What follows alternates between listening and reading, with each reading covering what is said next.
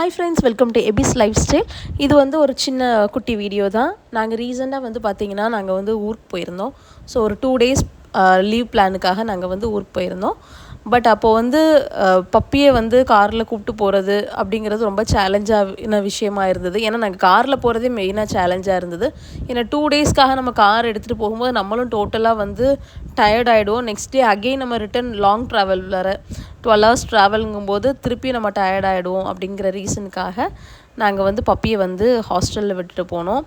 பப்பியோட day care ஒரு நாளைக்கு வந்து 400 வந்து சார்ஜ் பண்ணுவோம் அப்படின்னு சொன்னாங்க. 2 times ஃபுட் கொடுப்போம் அப்படின்னாங்க. ஓகே அப்படின்னு சொல்லிட்டு, ஏன்னா ஆல்ரெடி என்னோடய ரிலேட்டிவ் ஒருத்தங்க அங்கே பப்பியை விட்டுருந்தாங்க, நல்லா இருந்துச்சு அப்படின்னு ஃபீட்பேக் கொடுத்தனால நாங்கள் அங்கே விட்டுருந்தோம். பட் வந்து போகும்போது அவர் ஜாலியாக தான் போனார். எங்கேயோ காரில் நம்ம ஜாலியாக சுற்ற போகிறோம் அப்படின்னு ஜாலியாக வந்திருந்தார். பட் அங்கே போய் அவனை அந்த கூண்டுக்குள்ளே அடைச்சி வைக்கும்போது அவன் ரொம்ப ஃபீல் பண்ண ஆரம்பிச்சிட்டான். அது ஆக்சுவலாக அந்த வீடியோ என்கிட்ட இல்லை. ஏன்னா போகும்போது பசங்களும் ஹஸ்பண்ட் மட்டும்தான் கொண்டு போய் விட்டாங்க, நான் போகலை கூட. அவனை கொண்டு வந்து அந்த கூண்டுக்குள்ளே அடைச்சி வச்சுருந்தாங்க. ஸோ ரிட்டன் நாங்கள் வந்து பார்த்திங்கன்னா 2 daysக்கு அப்புறமேட்டு தான் வரதா இருந்தது. பட் வந்து அவன் ரொம்ப ஃபீல் பண்ணுறான், அழுதுகிட்டே இருக்கிறான் அப்படின்னு அவங்க ஃபோனில் சொல்லும்போது எங்களுக்கு ரொம்ப கஷ்டமாக போய் நாங்கள் உடனே ரிட்டன் கிளம்பிட்டோம். ஸோ அதுதான் இப்போ நீங்கள் இந்த வீடியோவில் பார்க்க போகிறீங்க.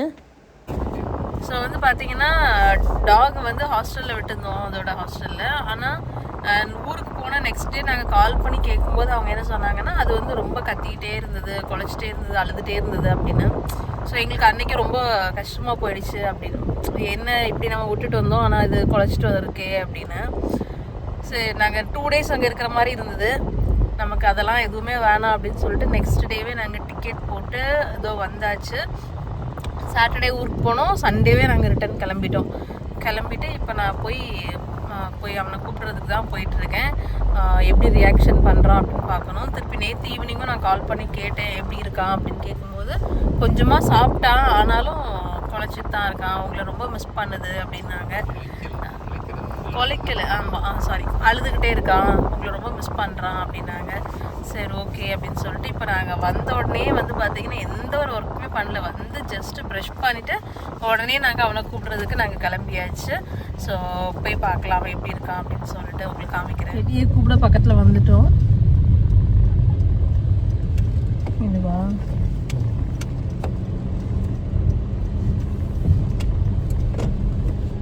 எங்கே டெடி எங்கே இருக்குது? டெடியை கூப்பிட வந்துட்டோம். வரும்போதே ஒரு அழுகிற சத்தம் கேட்டுச்சு, பாவம் பிள்ளை. என்ன ஆக்சுவலாக அவனை விடும்போது நான் வரல, எனக்கு பசங்க தான் இப்போ கைட் பண்ணுறாங்க எந்த இதில் கட்டி போட்டிருக்குங்கிறத. என் பிள்ளை கத்துறான். இல்லை, இது டாபர்மேன் சவுண்டு, பிள்ளை சவுண்ட் இல்லை, அது டாபர்மேன் மக்களே.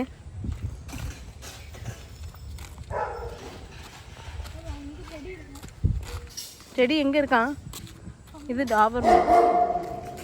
செடி உள்ளே இருக்கு, இதுக்குள்ளே கொள்ளாது. கத்துறான் பிள்ளை, இங்கே கத்துது. இது மாதிரி தான் கூண்டு வச்சுருக்காங்க. டெடி செல்லம், பப்பு செல்லமே, மம்மி மிஸ் பண்ணியாடி என் தங்கமே, தங்கக்குட்டி என் தங்கமே, செல்லம் பிள்ளை. என்னடி என் தங்கக்குட்டி, மம்மியை தேடினியாமா? மம்மியை தேடினியாட பட்டு, மம்மியை தேடினியா? மம்மியை தேடினியாடி பட்டு.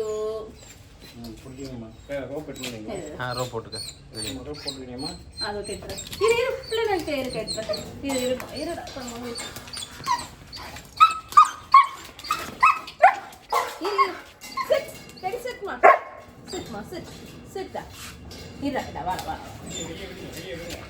ஓடிடுவான். புரியுது.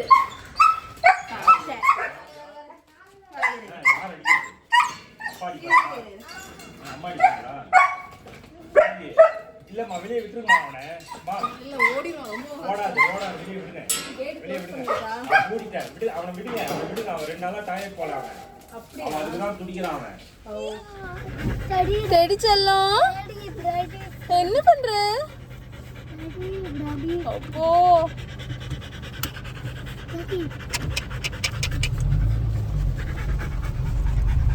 ரெடிமா ரெடி சொல்லும் பின்னாடி பின்னாடி போ பின்னாடி போ பின்னாடி போ பின்னாடி போ பின்னாடி போ சரியா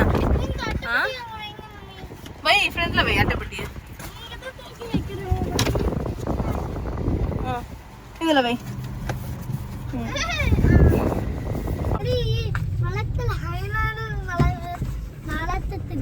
பலத்துல ஹைனா நினைச்சிட்டு இருக்கான் அவன் வேடிக்கை பார்க்கறது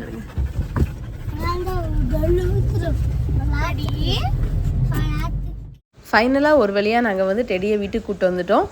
ரொம்ப சோகமாக இருப்பான் அப்படின்னு தான் யோசித்தோம். பட் வந்து அவன் வந்துமே ரொம்ப கேஷுவலாக நார்மலாக வீட்டுக்கு வந்து இருந்தான். எந்த ஒரு சேட் ஃபீலிங்குமே வந்து வீட்டுக்கு வந்தோடனே அவனுக்கு இல்லை. பட் எதிர்பாராத சுச்சுவேஷனில் அவனை நாங்கள் அங்கே ஹாஸ்டலில் விடுற மாதிரி இருந்தது.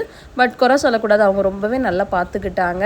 எமர்ஜென்சி இந்த மாதிரி நம்ம ஊருக்கு போகும்போது இந்த மாதிரி ஹாஸ்டல்ஸ் இருக்கும்போது நமக்கு ரொம்பவே ஹெல்ப்ஃபுல்லாக இருக்குது. ஏன் அப்படின்னா நம்ம வந்து பக்கத்தில் விட்டுட்டு போக முடியாது, அவங்கள்ட்ட எப்படி பிஹேவ் பண்ணுவோம் அப்படின்னு தெரியாது. ஸோ இந்த மாதிரி ஹாஸ்டல்ஸ் இருக்கிறனால நம்ம நம்பி விட்டுட்டு போகலாம். ரொம்பவே நல்லா பார்த்துக்கிட்டாங்க. இந்த வீடியோ உங்களுக்கு பிடிக்கும்னு நினைக்கிறேன். தேங்க்ஸ் ஃபார் வாட்சிங்.